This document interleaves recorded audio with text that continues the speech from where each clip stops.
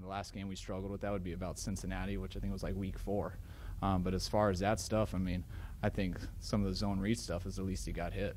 It's the scrambles and stuff like that where when guys aren't blocked and stuff, there's 7 guys in coverage who are coming at him from all directions, going airborne to hit somebody, and those are the times I really get worried. So, Kyle, when you look at the zone read again and some of Robert's decision-making, in your mind, the zone read then is not flawed in terms of how it exposes Robert. It's more of his decision-making and making sure everybody else is coached up? No, I'm not saying that. You just look at all the zone read clips. Not many big hits happened on that, because usually everyone's blocked for it. Who isn't blocked. And look at the big hits. Look at what plays they were. The 3 injuries were pass plays. They weren't the zone read. And the zone read is something that I learned going through the year that I think really helped us. It's the least pass rush I've ever seen as a coordinator. Guys just sitting there scared to death, just watching everybody not moving. And I really enjoyed actually sometimes being able to drop back and not have 4 guys just teeing off on the quarterback, all trying to hit him in the pocket. You don't want to change some of this stuff. No, as long as you guys can execute it in a different way and Robert can make different decisions, that you can have the zone read, but he can still stay healthy. Well, yeah, he stayed healthy last year running the zone read. Right. So I feel pretty good about that. You really hope no one gets hurt. It's hard to control injuries. Something that I don't think that's that good of a play anyways. But when you do the zone read, everyone's accounted for, and there's not many free hitters in it. No, it's not. It's not tough to coordinate. You do the same stuff. You work everybody, no matter who's in there. It doesn't matter what quarterback's in there. We're really working the same plays and everything. And you do some plays more with one guy than the others, but you still work them with all of them. The threat of Robert Runnin was, to me, the thing that I enjoyed the most throughout the year. I go crazy thinking about blitzes every week, how we're going to pick all this stuff up, and about halfway through the year, I'm starting to realize we're not getting any of these blitzes that I used to see. It takes a lot of stuff you used to worry about you don't get. The threat of a quarterback running makes defenses play sound and makes them play 11 on 11 as opposed to 11 on 10 like they've been doing my whole career that I've seen. And so just the threat of a quarterback who can run, especially in the running game with the zone read and everything, whether that's working or not, just the threat of it opens up everything else. Watching a Skins game in 2012, you heard a lot about the read option, but you may not have understood exactly what it was they were talking about. So, just what is it exactly that the Skins are doing? Before I explain it, I want to point something out though. The actual play that I'm going to explain is a very small part of the stress test offense. Less than 10% in my estimation, and in my estimation that's high. The Skins run what is called an inside zone read option play, or I.Z.R. for short. It's a power running play that, when the defense commits to stopping the back, can become a QB keeper.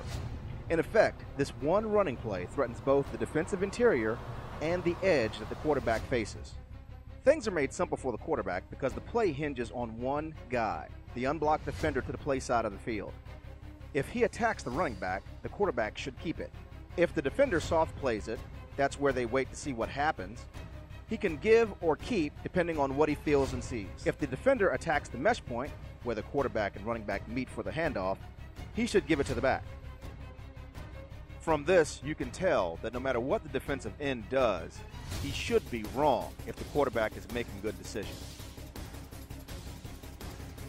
What makes the Skins version so different from how other teams use this type of option play is the base formation it starts from. They use the pistol formation, while most everyone else uses the shotgun. This play places incredible strain on the unblocked defender, the linebackers, and the safety. Why? Because at the NFL level, there are three things that you have to be able to do on defense: play fast, play instinctive, and play disciplined. The stress test offense takes two of these, playing fast and playing instinctive, and throws them out the window. This usually leads to the third one falling by the wayside as well. Traditionally, the defense has the numbers advantage on a running play, while the offense has the advantage of knowing the point of attack. With this play, the Skins take control of both, however. Why would the defense have the numbers? Isn't it still 11 on 11, you may ask? The answer is, technically, yes, it's 11 on 11. Practically, however, because the quarterback isn't blocking, once the running back has the ball, you have 9 blockers on 11 defenders. With the I.Z.R, the numbers change to 10 blockers against 10 defenders. the quarterback becomes a blocker with his reading of the defender at the end of the line. If he keeps, the back becomes a blocker with his fake. Remember this too. The quarterback should keep only if there's no one there to hit him immediately, which usually means he's running to daylight. For this tutorial, we are looking at two types of option plays: the I.Z.R, or inside zone read, and the O.Z.R, or outside zone read. The keys to identifying which of these two options is being used is 1, the running back's depth relative to the quarterback, and 2, the offensive lineman's initial movement. If the back is behind the quarterback to start the play, then it will be an I.Z.R. If the back starts to play in front of the quarterback, then it is an O.Z.R. While the I.Z.R is a power play, remember, the O.Z.R, or outside zone read option, is a finesse play, attacking the edges of the defense. With the O.Z.R, the quarterback read is a little different as well. The quarterback is still reading an unblocked man, but his keys on what to do are different. If the defender crashes down the line, shown here, then he can keep it. Did you notice the difference in play flow?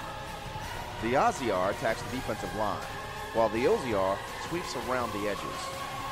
The educated Skins fan will notice immediately that we don't run the O.Z.R, but we do have a running play that does the same thing, the zone stretch run.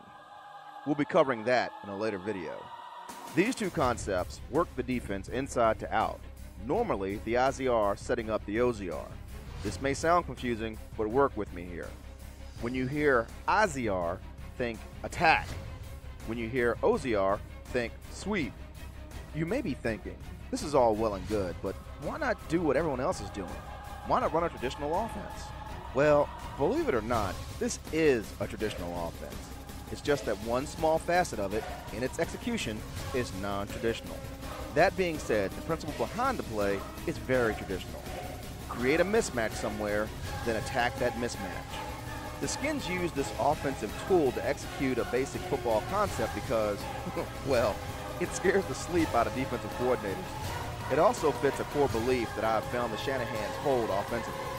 Stress the defense, wait for them to adjust, then attack them somewhere else more vulnerable.